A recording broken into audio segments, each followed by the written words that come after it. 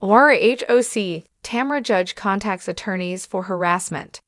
RHOC star, Tamra judge has contacted attorneys for harassment. She has been dealing with legal issues this season of the show. The longtime Bravolib had gotten into it with Jennifer Pedrante's fiancé, Ryan Boyajian.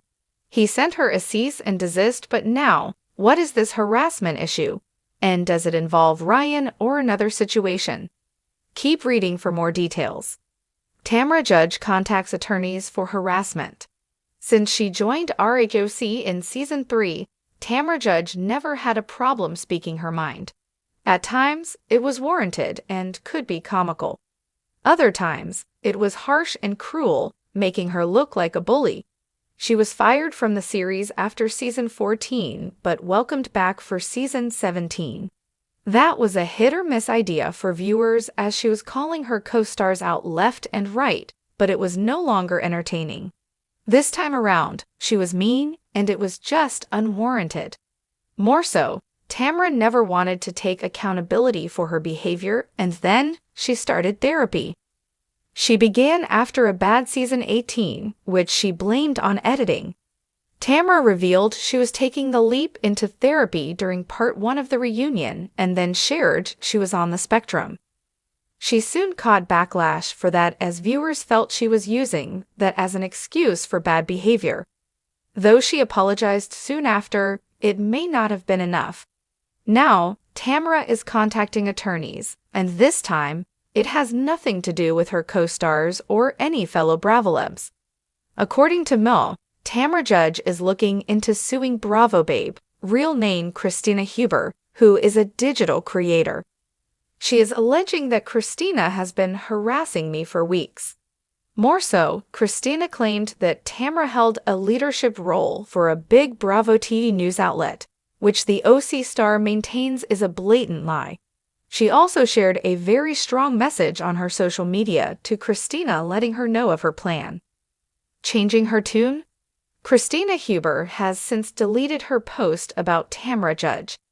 She shared this on Instagram, and some fans were shocked. Yet, others were on her side and encouraged Christina to countersue Tamra. Countersue for intimidation. She has no reason to threaten you with a lawsuit. Truly am sorry she went full Tamra on you.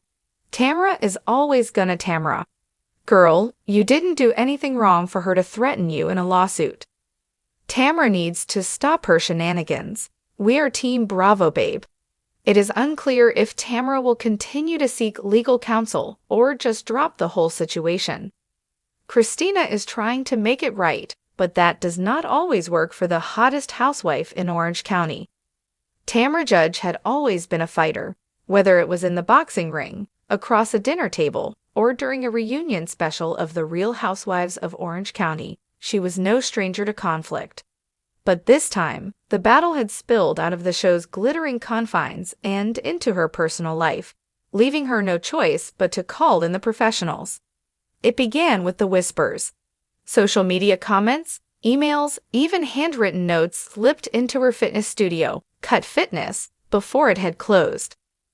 At first, Tamra chalked it up to the usual noise of being a public figure. She was used to the backlash from her unfiltered comments and confrontations on RHOC. It was part of the gig.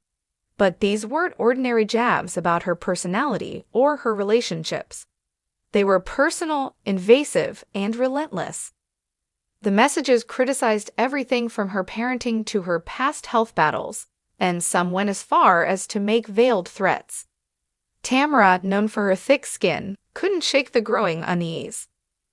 One evening, after filming a confessional where she had boldly called out another castmate for their shady behavior, she found a note on her car windshield.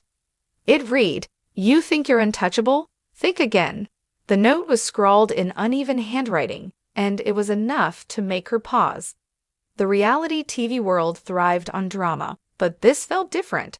This felt real. Tamra tried to downplay it at first, brushing off her husband Eddie's concerns. "It's just some hater," she said, tossing the note onto their kitchen counter. But Eddie wasn't convinced. "This isn't normal, Tamra. This is someone who's trying to scare you. And it's working." The next escalation came during a live podcast recording. Tamra was mid-story, recounting a behind-the-scenes RHOC moment when her phone buzzed incessantly. Ignoring it at first, she eventually glanced at the screen to see a string of anonymous messages. Each one contained details about her whereabouts that day.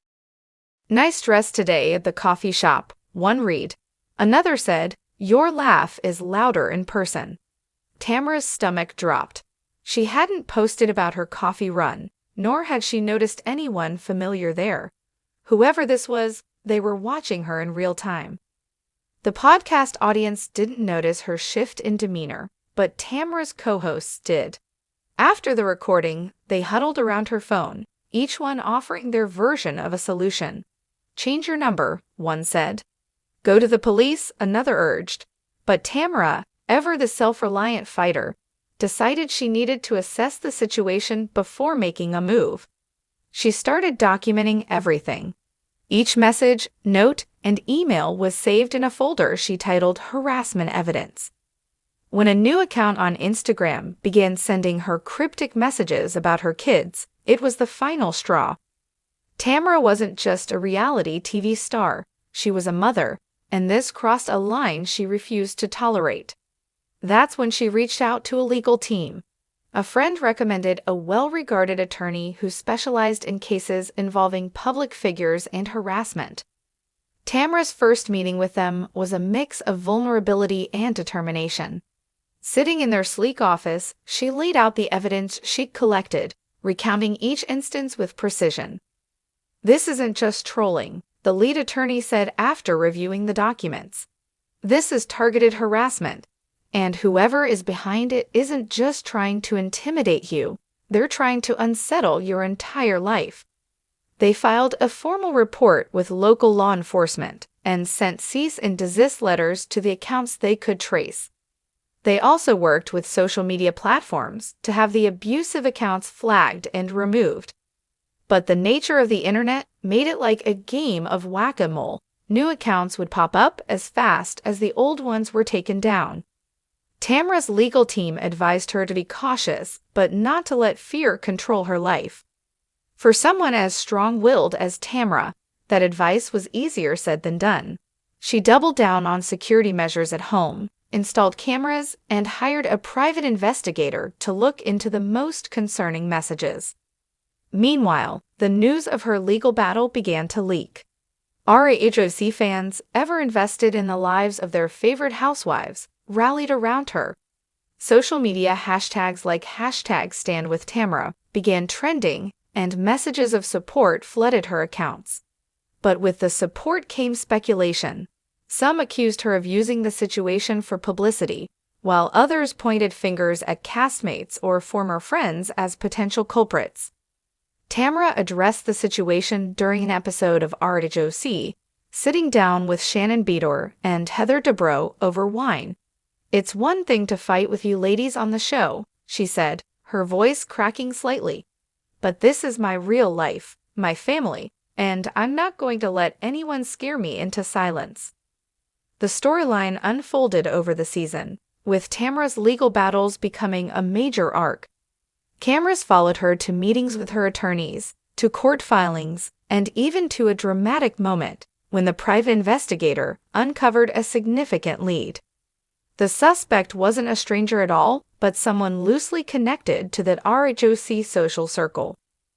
The revelation was both shocking and a stark reminder of how blurred the lines between reality and reality TV could become. As the dust began to settle, Tamra reflected on the ordeal during the reunion special. Dressed in a stunning gown and seated next to her castmates, she spoke candidly. "This experience has changed me," she admitted. "I've always been tough, but this tested me in ways I never expected. At the end of the day, I'm grateful for the support I've received and for the people who helped me stand up to this." Andy Cohen, ever the mediator, leaned forward. "Tamra, do you think this experience has made you more cautious about the spotlight?" She paused before answering. "It's made me more cautious, sure, but it's also made me more determined. I'm not going to let fear dictate my life." If anything, it's reminded me why I'm here in the first place. To be real, to share my life, and to show that even when things get tough, you keep fighting." The audience erupted into applause, a rare moment of unity in the often divisive world of Housewives fandom. Tamra Judge had faced one of her toughest battles yet and emerged stronger, proving once again that she was a fighter through and through.